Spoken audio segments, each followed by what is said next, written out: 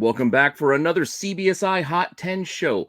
Make sure you go over to comicbookinvest.com and check out the article which I'm writing, which may have a few extra details and tidbits that I don't cover for you on the show tonight. So make sure you go check out the article over there, and make sure you also check out all of the other content we have here on the channel. Make sure that you like, you subscribe, you hit the alert button so you don't miss anything. Keep telling your friends so we can keep growing the channel. And for those of you out there who still have yet to try Whatnot, now is your chance. First-time users, use my link below and get yourselves a free $15. Free $15 to spend on whatever you want with whomever you want on your first purchase. You know, no other strings attached. You help out the channel. You get yourself a nice little free $15 to spend on whatever you want. So you really got nothing to lose there. And for those of you out there shopping for your supplies, go over to BCW, use my link and my code RENA10 to save yourself 10% off, because you know you need bags, you know you need boards, you need boxes, top loaders, whatever sort of supplies you need for your collectibles. You got to buy them anyway, so you might as well save money while you do it. So use my code and save yourselves 10% off while you're at it. Now, with that all out of the way, unfortunately, you guys are stuck with me doing this list solo again. If you've been watching the channel, you know I've been working on redoing my son's room the last week or so, didn't have a lot of time to get the boys together to do the list properly. Hopefully next week we get back on track with the whole crew back. But for now, you're just going to have to deal with me, and I will be right back right after the intro. All right?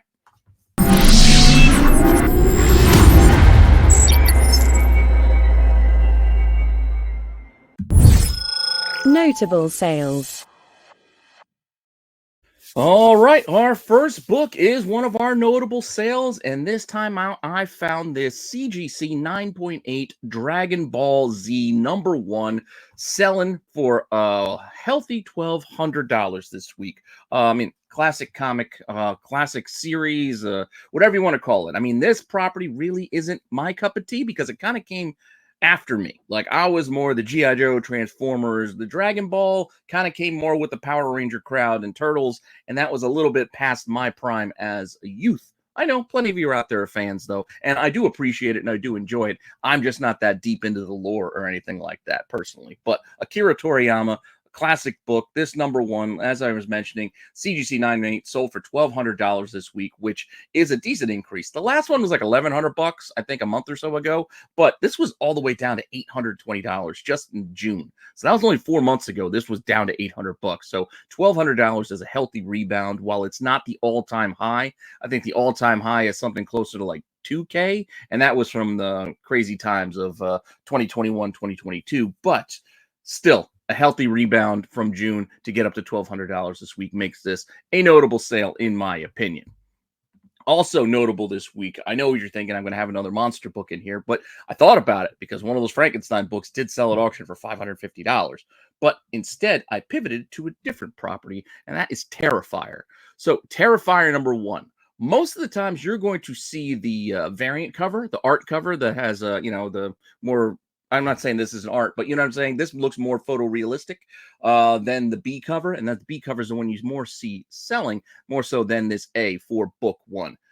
Not many of these out there. Not many of these come up. We do not know what the print run actually is.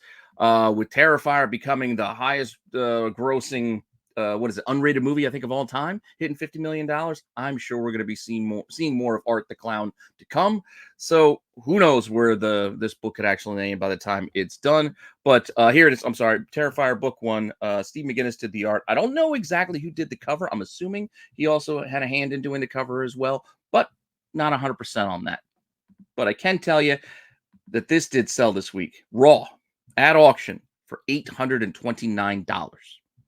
$829 for a raw book with 49 bids. So there was a lot of action on this thing too. It wasn't just like one or two people. There was a lot of people going in on this, again, because it doesn't come up all that often. Most of the sales you've seen have been graded copies of that B cover, not so much of this cover here. But first edition, not easy to come by, and just an impressive sale nonetheless. So who knows where the highs might land on that one, but thought it was notable and thought it was worth bringing up and talking about. So with that all said, those were our notable sales for the week. So let's not waste any time and get right into the actual Hot 10.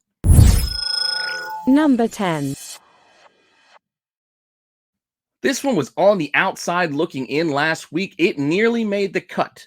Granted, it was only selling for like 15 bucks at the time with very low volume, but as I mentioned before, it's still a pretty slow market right now.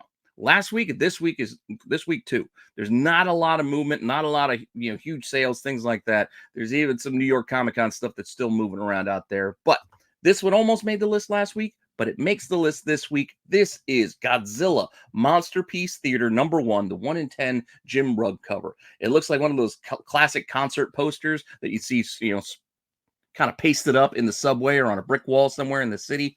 I love this style. It is pretty cool. I wish I would have gotten one, but I didn't actually manage to secure one before the price went up, because while this was only like 15 bucks last week for a 1 in 10, this week, on the second week of release, even though there's still only a handful of sales, this is now averaging more like $25, even hitting a high of 56 bucks for a 1 in 10, which isn't too bad when you think about it. So pretty cool cover. I dig it. And like I said, it's just had a nice little increase from last week, which clawed its way out of the outside looking in and grabbed onto that bottom rung of our Hot 10. So kudos to Godzilla Monsterpiece Theater #1, as it's a pretty cool book. Now, with that said, let's get on to our next one. Number 9. Another book coming back to the list again. It's Grommets. Grommets #1. I know, I'm a fan. I've told you all I'm a fan. I love reading this. This is a great read, a lot of nostalgia, a lot of fun reading the book. But with the many, many reprints that have come out for this book so far, I think we've had, 4 or 5 prints already for issue 1 and a few variants. There's still some action here on the first print, first issue. This was only like 8 bucks last week. So while it's had a little bit of a rise and fall above cover price, it was still only $7.99 on a couple of sales last week.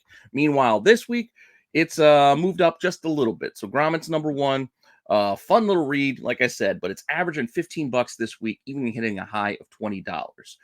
We're coming near the end of the series here. We've got 5 issues out of a planned 7. So we're coming near the end. It's a good one. I'd suggest giving it a read, but there are many printings available, so you don't have to go and chase the first if you're going to secure yourselves one of the cheaper other options out there. Because like I said, I'm suggesting the read. I'm not suggesting on investing. I'm suggesting the read. You do your own thing with your own money on how you want to invest it. But with that said, this still came in at number 9, surprising to me, as it kind of doubled up what it was doing last week. So that's why it climbed on to the bottom of our list here, even though it didn't have a ton of volume. But with that said, there isn't a lot of volume this week, so let's see what else we got as we roll in with our next one. Number 8. It's a repeat, and a repeat of a repeat, because it's repeating on the list, and it's repeating our last book, which is Grommets. This time, we're talking about the most recent issue. This is issue 5, the 1 in 10 incentive variant, which, again, a lot of nostalgia here, a lot of fun. I dig this. As I mentioned last week when it was on the list the first time, it gives me that kind of the Porky's vibe. You remember Losing It, Revenge of the Nerds, all those classic sex romp comedies of the 80s kind of come here in this cover, and it's kind of fun. But this is the 1 in 10 for number 5. It was on the list last week, and while the volume's a little lighter than it was, the prices have kind of risen up a bit, as our average for this 1 in 10 is now about 40 bucks, where last week it was only like 25, and this even hit a high of 60. So just a little bit more, a little bit more pricey as the week has gone on, but still over a dozen sold ain't too bad. And like I said, what is kind of a slow market lately, but still cool book, cool cover. I dig it. And with that, let's get on to our lucky number 7 next. Number 7. Now, you all know I'm a fan of Adam Hughes, and I did secure myself the trade dress of this book. I did not go in for the 1 in 100, and that's what this book is at number 7. This is Amazing Spider-Man number 60, the 1 in 100 incentive variant by Adam Hughes, the Virgin version, which again, it's gorgeous, it's beautiful, I get it. I'm fine with the trade dress for 8 bucks though, because that's what the cover price cost. I'm fine with that because this one has already gotten out of hand. It's only been out a couple of days. So not a ton of volume, only a handful of sales so far, under 10 that are tracked so far, but it's averaging over 150 bucks, which for a 1 in 100 incentive is above ratio and is a decent premium. Even hitting a high of 185, it's Hughes. I mean, I'm not entirely surprised, but I'm a little surprised because not every Hughes does this. It's just this is one of those books that just kind of stood out, I guess, from the rest. And folks decided to throw some extra cash at it this week. So whatever the reason, this book is doing well. I kind of wish I had one, but I'll be fine with my trade dress personally. Now, with all that said, let's go on to our next book and see what we got on the list next. Number 6. Oh, we got a classic here, Daredevil 131. Oh, I love this book because I love Bullseye. So this is the first appearance of Bullseye. I don't know why. I got a soft spot for Bullseye. He's not overpowered, superpowered. He's just a guy who's got good aim. I mean, that's cool. I don't know, but he's a good foil to a character like Daredevil. So it's more street level. It's more down to earth. I can buy in. I can get into it. I enjoyed the rendition we got in the Netflix series, but I still want to see him in that costume. And I did like it more than what they did with Colin Farrell with the stupid carved-in thing on his head. That I was not a fan of. And this riding the motorcycle, his hands out, the leather crocodile jacket on the... That wasn't for me. That wasn't the Bullseye I was looking for. Hopefully, as we saw a glimpse in the recent trailer for Daredevil Born Again, we get something more close to the comics. I don't know, it has to be 100% comics accurate. He doesn't have to be running around in black tights with white highlights. I just want something similar. Some sort of, like, I don't know. Something closer and not the carved-in thing into the forehead. But we'll take what we can get.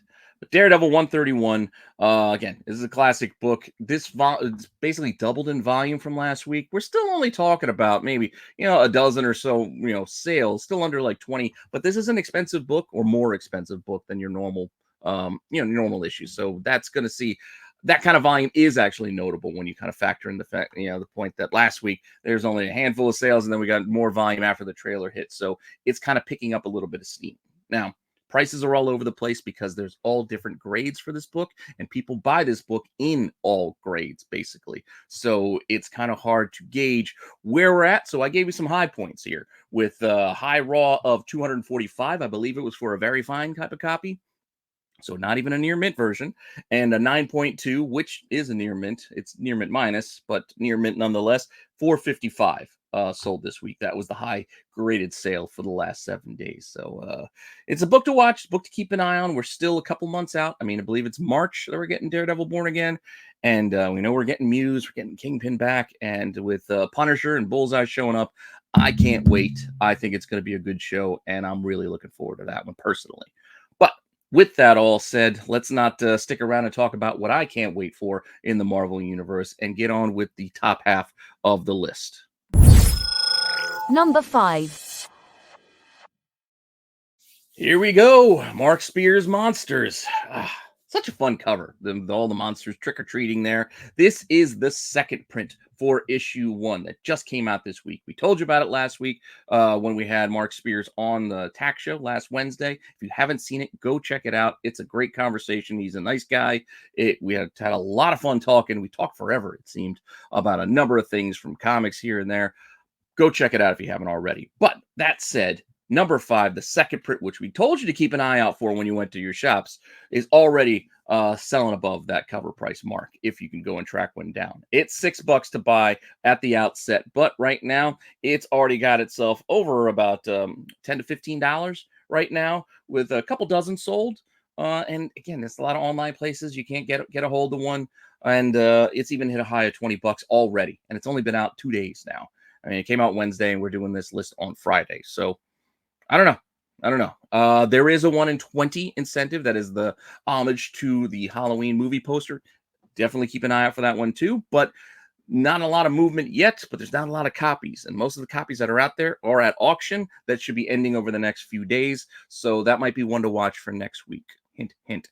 For those of you sticking around for the qualified after the show, maybe that one makes the outside looking in. But with that said, just the regular second print edition of Monsters #1 is already selling at a premium. We got a couple of weeks before issue 2 comes out. I believe it's near the end of November. So make sure you go and secure yourself a copy. This is a good read. It's not just about the covers. Mark also did the interior art as well, and it matches the art you get on the covers. So it is a quality book throughout. Because, sometimes, the cover looks pretty and you open it up and you're like, oh, what's the art inside? Art's gorgeous inside. It's a fun story. Give it a read as well. If you can get a second print, get the second print. If you can still find a first print, obviously get a first print. But Here we go. Monsters in at number 5. So let's move it on and get to our next book. Number 4.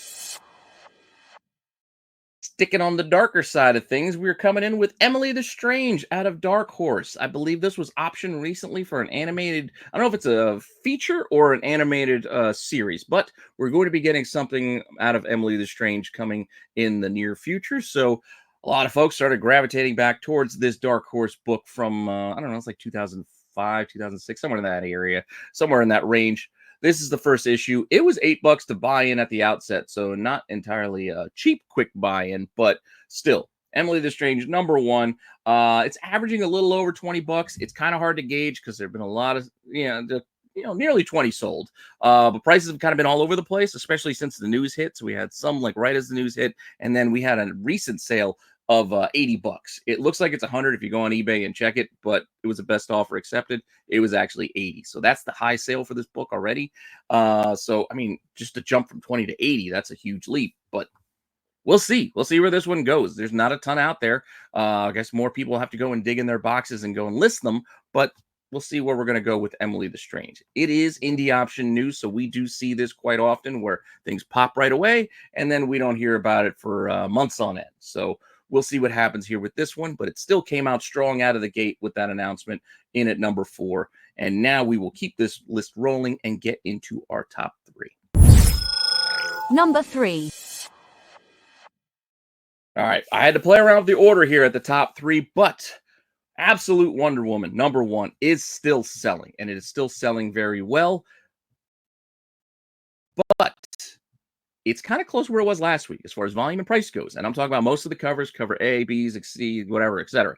This particular version is the foil for the Jim Lee cover. So Jim Lee did the B cover, but this is the foil edition of that cover that seems to be standing out a little bit from the pack, only because the price is kind of increased a little bit more than any of the others. Well, the other ones is kind of maintained. It's still selling strong. This is a book. I enjoyed it. I enjoyed it quite a bit. I actually liked it more than Absolute Batman personally, but over 80 sold of the foil cover, mind you. This is just of the foil cover, averaging $25 now, even hitting a high of $35, where last week it was more in that like $18, $20 kind of range. So a little bit of a jump, but a decent amount of volume even at those prices. So if you can get yourself a shiny copy of that Jim Lee cover, go ahead and get one, because it's a pretty cool book and it's a pretty cool cover. And that was our number 3, which leaves us with just a pair of books left. Number 2. I mentioned Absolute Batman, and Absolute Batman is back on the list near the top at number 2. This is the second print incentive for Absolute Batman number 1. So DC's been killing it. I mean, they've basically been dominating the market the last few weeks with these Absolute books, and Superman's on the way. So we'll see if they can keep this trend going. But so far, just like the Ultimate series from months back with Marvel, Absolute books seem to be doing well, and it seems to be all anybody's paying attention to. But here we go. The second print, 1 in 25, Nick Dragotta cover, black and white sketch. Pretty cool. I'm not a huge fan of the incentives on the second printings, but hey, they're going to keep making them, so it doesn't matter. So we just got to get used to them at this point. This is doing rather well with a couple dozen sales or so, averaging a healthy $55, even hitting a high at auction of $106. Now, $106 at auction, it looks a little bit like an outlier, but I did still notice like an $80 sale here or there. So still pretty strong for a second print incentive. So a 1 in 25 doing more than double ratio still kind of stands out from the pack. So not something you want to ignore. And we already have a third printing on the way. And with the second printing, there were multiple covers. There was like a second print A, a second print B, and a second print foil, and the incentive. So we had 4 covers, I believe, on the second printing, and we're having multiple covers coming on the third print as well.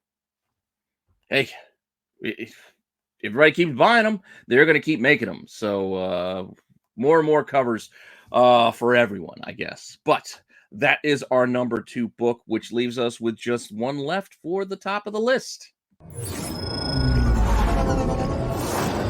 And our number 1.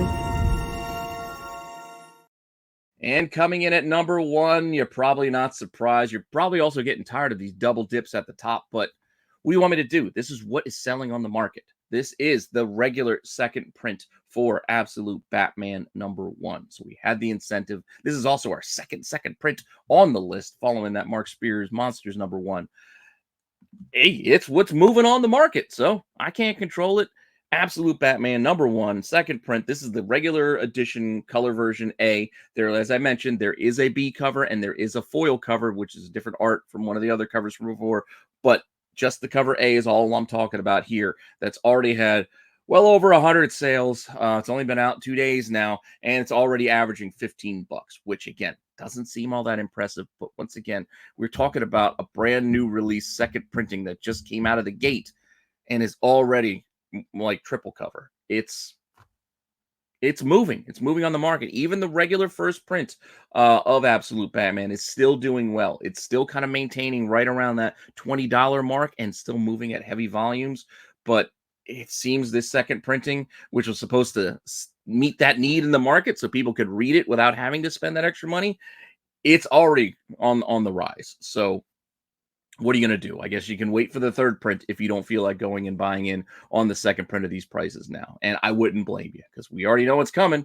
So give it a read, though. It is an interesting take on Batman. I still enjoyed it. I just preferred the Wonder Woman book a little bit more. I don't know. I just liked the twists that they did there. It made Wonder Woman more interesting to me, where it's still just Batman. When it boils down to it, we made a few tweaks here to the story, but it's still a Batman book. So if you like Batman, you're still going to like this book. And with that all said, that was our top book. That was our number 1 book.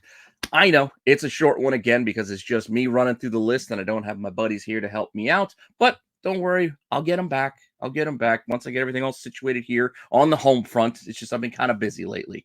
So I just try to make everybody's schedules and herding cats and getting us all in the room at the same time. It just wasn't worth the effort with all the side jobs I had to do this week with painting and all that fun stuff. But with that said, make sure you stick around for The Qualified, which is starting up as soon as this show is done. As I mentioned, they're going to be covering The Outside Looking In and a few other things like Wonder Woman, who, again, is all the rage as of late. So with that said, hopefully you stick around and check that show out. Hopefully you come back tomorrow for Saturday night special, Tales from the Dark Side on Sunday. And then come Monday, I'll start up the week all new with new Wednesday watch list and all the fun stuff that you come to expect here on the channel. So again, thanks for all the support, and I'll see you all later with some more content. All right, bye.